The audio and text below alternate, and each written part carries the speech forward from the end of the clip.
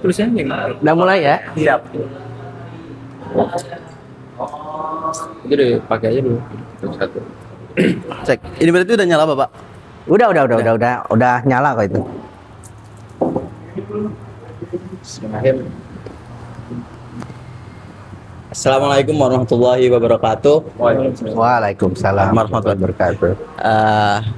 Perkenalkan teman-teman, kita di sini dari kelompok 5 dan alhamdulillah kita sudah duduk bareng dengan orang yang menurut kita sangat luar biasa, seorang lawyer yang kemungkinan kalau kalian tidak asing lagi, Bang Rega Felix, bisa disebut dengan juga Mas Rega katanya. Di sini nantinya kita akan menanyakan beberapa persoalan ataupun soal yang nanti berhubungan dengan etika dan profesi sebagai lawyer yang nantinya akan dijelaskan oleh Bang Rega. Kemungkinan untuk awal pertanyaan akan dilontarkan oleh Saudara Abu. Ya, terima kasih Mas Rega atas kesempatannya udah bisa bergabung dengan kita. Sama-sama. Jadi pertama-tama mungkin pertanyaan saya, apa yang melatar belakangi Bapak gitu, Mas Rega, untuk memilih sebagai profesi advokat itu sendiri? Oke. Pertama begini,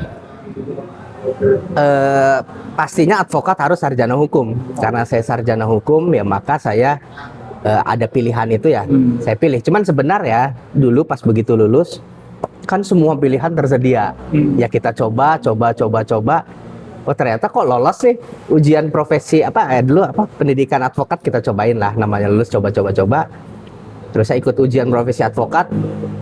Oh lulus, ya terpaksa disumpah kan.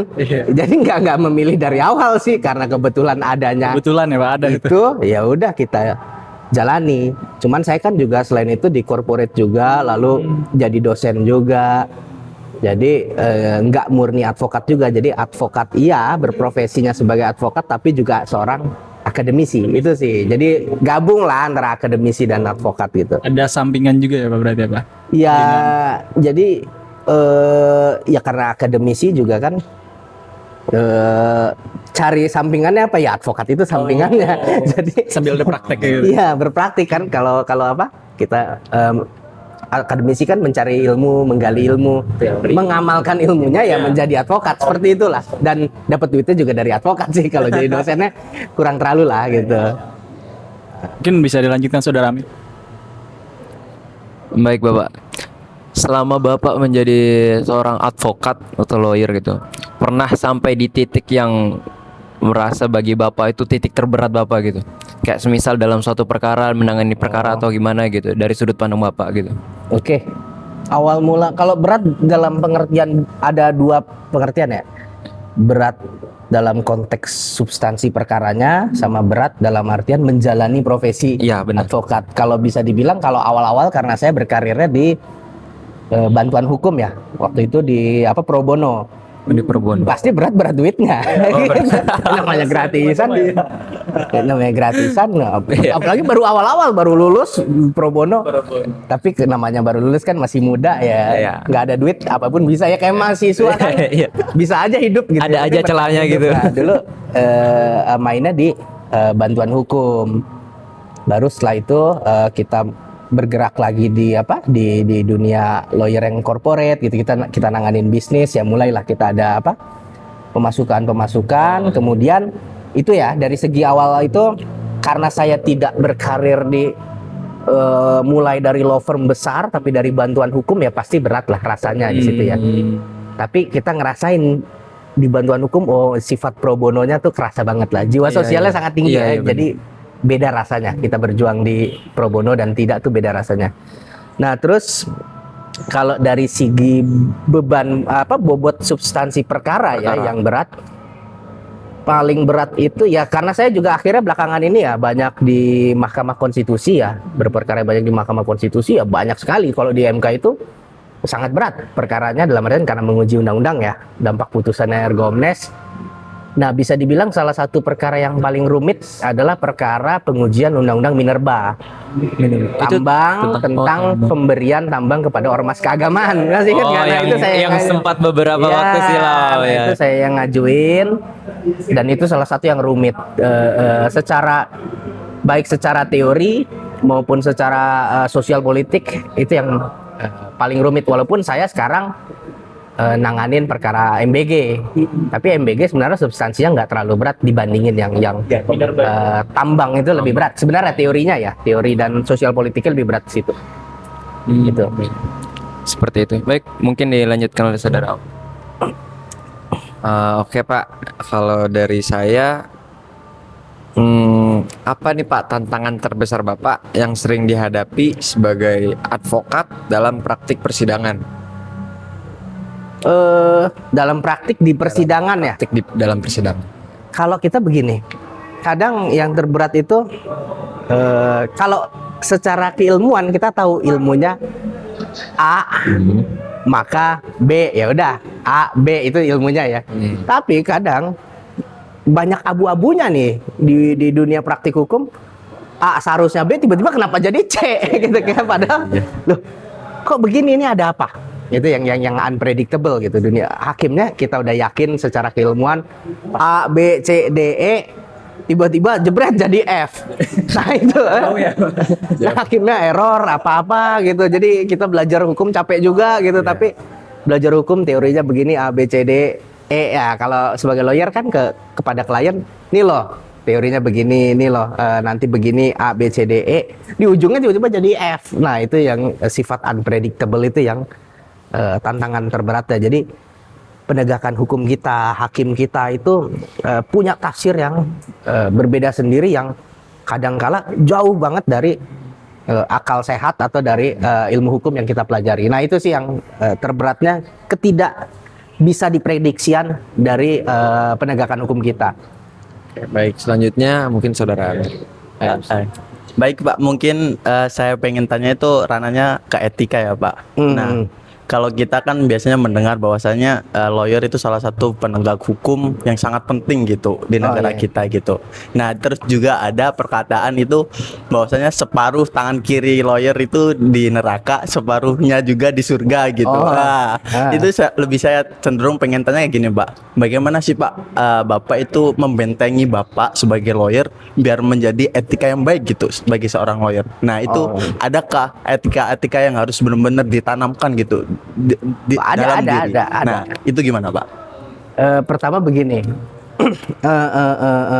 pengertian etika dulu ya. Etika itu kan prinsip moral tentang baik dan buruk. Ya. Dalam artian bentengnya apa? Ya pertama, karena etika itu, moral itu enforcementnya bukan dari luar tapi dari dalam. Itu apa penegakannya? Jadi dalam diri kita.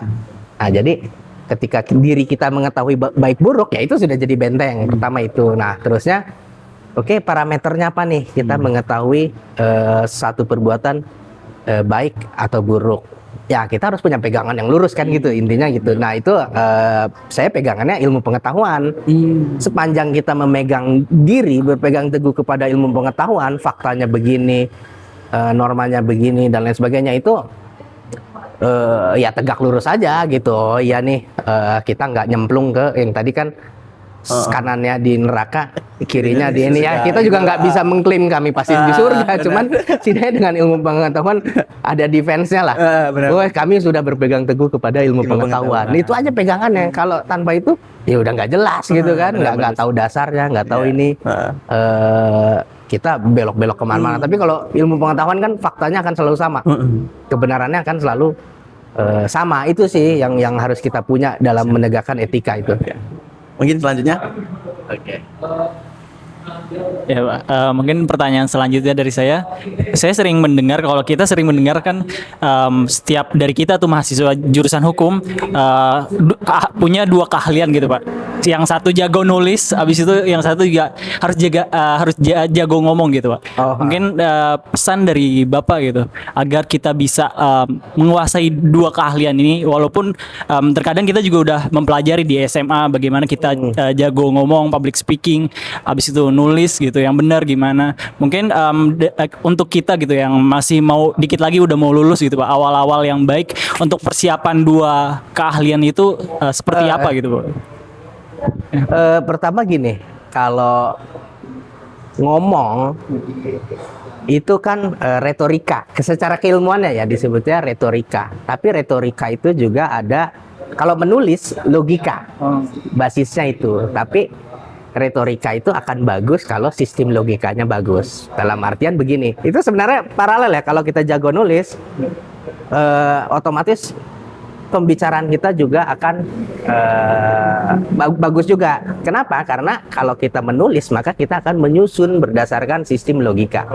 Nulis yang bagus ya, bukan nulis yang jelek. Tapi kan kita ibaratnya kalau nulis tuh ada satu dari premis A, premis B, kesimpulan, premis A, premis B, kesimpulan, proposisi, kesimpulannya apa. Itu kan kita menulis, melatih untuk menyusun sistematika berpikir atau logika berpikir. Nah, kalau kita kebiasaan menulis, di otak kita kan sudah tahu ketika kita ngomong A, habis A apa, B, habis B apa, C, habis D apa. Nah, itu jadi ngomongnya kita tahu, tertata nih. Oh, saya mau ngomong ini. Ya logikanya jalanin dulu, jebret, baru kita ngomong retorika. Nah, retorika itu kan yang penting kita tahu kerangka berpikirnya dulu. Nanti tinggal diksi bahasanya itulah yang retorika. Apakah misalnya kita mau pakai penekanannya persuasif, atau kita mau penekanannya clear ya, penegasan clear, atau kita mau pakai metafora apa. Nah, itu kan ketika kita masuk ke ranah retorika, maka kita bicaranya makna diksi bahasa yang digunakan untuk mempengaruhi audiens gitu. Jadi kalau lagi kerangka logikanya akan sama, cuman penggunaan diksinya nanti yang akan berbeda-beda, itu akan mempengaruhi dan itu akan mendrive klien atau lawan bicaranya untuk mengafirmasi, mengiyakan. Tapi satu, kita harus tahu dulu logical structure-nya. Logical structure-nya begini, baru nanti diksi A, diksi B, diksi B. Nah, itu strategi negosiasinya lah. Nah, itu kalau kita menguasai dua itu, sebagai advokat kan biasanya negosiasi, terus ya berkonfrontasi dan lain sebagainya lah. Nah, kalau bisa menguasai dua teknik itu, otomatis lawan bicaranya akan hanyut lah. Nah, itu argumentasi gitu. Itu soft skill lah, nanti bisa dipelajari lah seperti itu. Berarti emang dua skill ini yang sangat dua penting. Dua skill itu, logika dan retorika.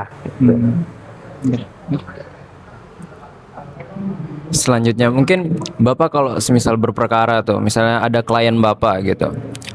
Nah, klien Bapak ini semisal dalam suatu perkara begitu mau kebebasan atau ya hukuman yang diberikan tuh misalnya diturunkan atau lain sebagainya, tapi bertolak belakang gitu dengan pendapat Bapak gitu. Nah, sebagai seorang lawyer yang ya dalam menjaga etika dan integritas Bapak itu dalam menghadapi klien yang seperti itu bagaimana, Pak?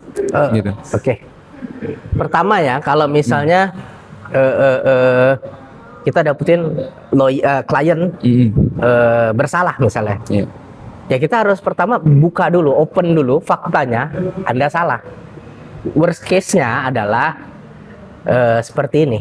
Jadi kita jangan bilang, wah tenang aja, tenang. Tapi harus diungkap faktanya. Terus terang. Faktanya begini, Anda tuh salah. Dia harus mengakui dulu kesalahan. Nah, yang jadi masalah kalau nggak terang nih.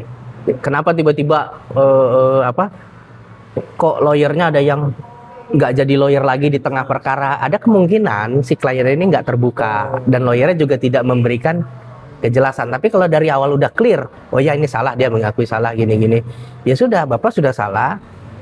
Bapak agak sempit nih kemungkinan Bapak untuk misalnya ya untuk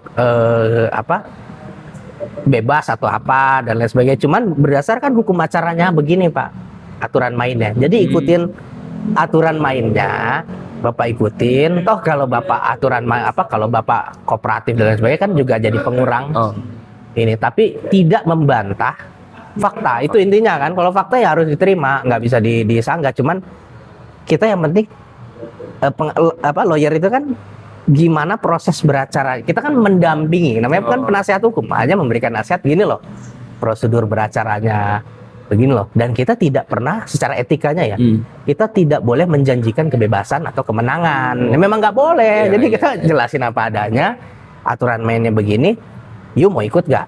Gitu. Nah, yang justru yang melanggar etika adalah yang menjanjikan kemenangan dan menjanjikan kebebasan, padahal itu tidak boleh. Nah, jadi kalau kita sesuai dengan etika, ya udah, faktanya begini, Bapak ikutin aturannya begini, ya nanti outputnya bisa seperti ini, bisa jadi pengurang, Iya. atau misalnya kalau memang Bapak terbukti tidak bersalah, ya Bapak bisa bebas juga. Cuman kita nggak akan pernah lari jauh dari fakta. Itulah lawyer yang bagus ya, yang bisa mendetailkan fakta itu. Pada intinya terus terang dulu ya terhadap klien gitu terkait dengan perkaranya gitu. Iya, kalau enggak chaos nanti Chaos, gitu. iya, benar. Boleh Kalau selanjutnya. ada bukti sebaliknya dari lawan, ada bukti sebaliknya yang nggak terbuka, wah amburadul. Malah kita yang kena, Pak. Amburadul, iya gitu. Baik, selanjutnya. Selanjutnya saya ingin bertanya meminta pendapat Bapak nih. Apa perbedaan utama dari teori hukum yang kita pelajari di kampus dengan teori hukum yang di lapangan dengan praktik hukum di lapangan? Nah tadi ya pas kuliah kan kita tahu nih teorinya A, B, C, D, E. Wah Ya. begini nih. Di tengah laman jadi F. Ini gimana ceritanya ya bisa jadi F? Kita juga bingung kadang. Ya. Gimana seperti ini, dan kadang ya sebagai lawyer ada dilemanya begini. Misal kita menangani perkara cerai misalnya ya. Kita tadinya di pihak perempuan. Ini di ada KDRT. Nah, terus ya case yang satu, wah ini KDRT, ini begini-begini. Misalnya di beberapa waktu kemudian kasus berbeda, tapi faktanya sama, tapi kita di posisinya dibalik, kita yang sebagai pihak penggugat atau tergugat dibalik, tapi kita menyatakan ini tidak, padahal faktanya sama gitu, pemukulannya sama, ininya sama. Nah kadang saya bingung, nggak konsisten juga gua ya, gitu kan? Nah, kenapa saya mengkualifikasikan fakta yang sama dengan interpretasi yang berbeda. Nah, cuman kan sebagai lawyer istilahnya pembela kan. Pembela. Ya jangan mendistorsinya terlalu jauh. Jadi faktanya kejadiannya diungkap. Hanya interpretasinya agak-agak dibeda-bedain. Nah, itu jadi di praktik gitu. Nanti mainnya kalau di kuliah kan ilmu hukumnya A B hitam putih. Nah, pas di praktik itu kadang bias, tapi biasnya bukan menyembunyikan fakta, tapi memberikan nuansa interpretasi yang berbeda terhadap fakta. Nah ini yang nggak diajarin di dunia perkuliahan gitu. Baik. Oke Pak, selanjutnya ini biasanya timbul di benak saya juga sih Pak. Kan biasanya berperkara kan pasti itu namanya teman sejawat gitu, sesama lawyer. Nah saya pengen tahu nih secara langsung dari orangnya langsung gitu Pak. Gimana sih Pak kalau keadaan secara emosional pas waktu di persidangan sama pas waktu di luar persidangan gitu Pak. Nah itu bagaimana tuh teman sejawat kita itu kalau semisal nih kayak dokter kan teman sejawatnya kan harus benar-benar diperhatikan. Nah apakah lawyer praktisi hukum itu sama kayak gitu Pak? Sama. Jadi kalau biasanya kalau sesama lawyer itu udah tahu etika profesionalnya, jadi nggak akan emosi dengan lawyer lawan, lawyer apa. Jadi pas di persidangan seolah-olah debat, tapi di luar ngopi bareng di ini. Jadi karena kami lagi profesional. Karena saya lagi membela ini, saya bersikap seperti ini. Kalau ini lagi ini bersikap seperti ini. Nah terusnya ada satu prinsip ya di dalam etika advokat ya, bahwa antara klien dan advokat itu tidak identik. Dalam artian yang bermasalah kan sebenarnya kliennya, advokatnya nggak ada masalah dan tidak bisa dipersamakan gitu. Dalam artian kami hanya menjalankan tugas, di luar nggak ada masalah, nggak ada isu, karena sama-sama tahu sebagai lawyer ya sama-sama tahu kita lagi main drama gitu kan, kayak gitu kan. Sama, lu pasti ngebela, nggak mungkin dia berbelot kan, nggak mungkin, pasti membela. Kalau dibilang oh ya saya setuju sama Anda kan aneh. Tapi kan sama-sama tahu dia lagi bela, pas di luar ketawa ke TV, ya begini argumennya begini. Nah, karena tidak identik antara lawyer dan kliennya, itu tidak bisa dipersamakan. Jadi bukan berarti karena saya kuasa hukum Anda maka saya pecinta fanatik Anda yang nggak bisa gitu. Misalnya saya kuasa hukum Presiden Prabowo, maka saya fansnya Prabowo, yang nggak juga, nggak ada hubungannya gitu. Hanya karena saya diminta untuk jadi kuasa hukum, saya tidak boleh menolak. Nah, kan ada prinsip itu Iya, juga iya. gitu. Gitu. Siap. Mungkin ada lagi? Udah. Oke. Mungkin sebagai penutup nih Pak, Iya, karena udah panjang sekali tadi. Pesan dan kesan Bapak mungkin bagi kawan-kawan mungkin yang mau melanjutkan ke ranah yang apa ya, seperti Bapak menjadi seorang lawyer gitu atau advokat, apa yang harus dipegang teguh gitu, atau ada saran lainnya dari Bapak gitu terkait itu? Oke, kalau yang pertama, kalau bicara lawyer punya integritas ya, punya value, ya pegang aja terus ilmu pengetahuan, konsisten lah gitu. Kita logiknya harus kuat, retorika, cara bicara kita kuat kalau logiknya kuat. Nah, jadi pahami dulu logik, sistem berpikir logika, lalu ya diimbangi dengan ilmu pengetahuan. Dan ya nanti ketika kita masuk dunia lawyer, ternyata kita harus menguasai disiplin keilmuan lain. Misal, Anda misalnya jadi corporate lawyer, harus bisa baca laporan keuangan, analisis ekonomi, segala macam. Anda menangani dokter kesehatan, ya Anda harus tahu tindakan medisnya seperti apa. Jadi benar-benar multidisiplin. Nggak bisa kita, secara hukum saya tahu pasal KUH Perdata, pasal ini, itu pasti ketinggalan. Gampang, mahasiswa juga bisa tahu KUH Perdata, tapi lawyer yang mengetahui tindakan medis itu kan jarang. Lawyer yang mengetahui ekonomi itu jarang. Lawyer yang mengetahui science, lawyer yang memahami matematik itu jarang. Tapi kalau ada, itu yang jadi nilai tambah. Tapi kalau Anda mengetahui pasal 1320 KUH Perdata, ya tinggal pakai AI aja. Bener gak? Iya, ya kan? Pakai AI, saya mau buat gini, gampang ChatGPT. Cuman kalau dia lintas disiplin, nah itu baru itu yang akan tetap bertahan. Jadi kalau misalnya mau jadi lawyer, Anda akan kesapu oleh AI, kecuali Anda main ke disiplin ilmuwan lain. Nah, jembatan Anda dari ilmu hukum ke disiplin ilmu lain apa? Ya itu, payungnya ilmu kan logika. Nah, jembatan Anda harus paham itu. Dan itulah seluruh argumentasi Anda akan dibangun dengan sistem logika yang baik. Nah, itu strong. Argumentasi hukumnya pasti akan kuat banget gitu. Gitu kurang lebih. Jadi mulailah belajar ilmu hukum, belajar ilmu kesehatan, ilmu ekonomi, ilmu bisnis, ilmu ya matematik pun juga bagus ya. Kalau misalnya tertarik, sekarang udah banyak di dunia, karena AI itu kan matematik. Jadi gimana memahami dunia AI dan hukum, jembatannya adalah matematika. Nah, mulailah main tuh ke dunia teknologi. Sekarang kan lagi tren digital teknologi, AI.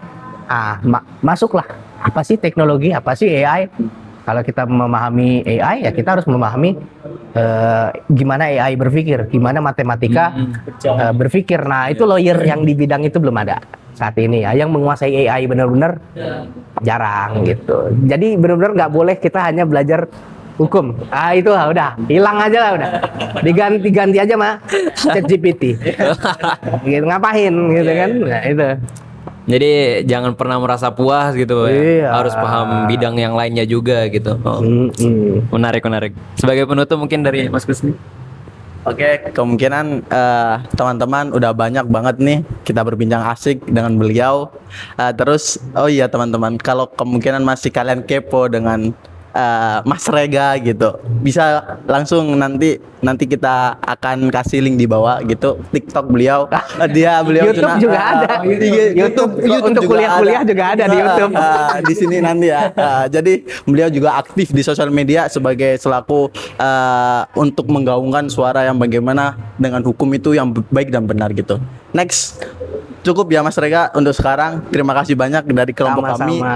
Waktu yang sangat luar biasa bagi kami, kesempatan yang sangat luar biasa berbincang asik. Dan next video. Wassalamualaikum warahmatullahi wabarakatuh. Waalaikumsalam. Oke, siap. Sip. Mantap ya. Ini dari kampus berarti tadi. Oh iya.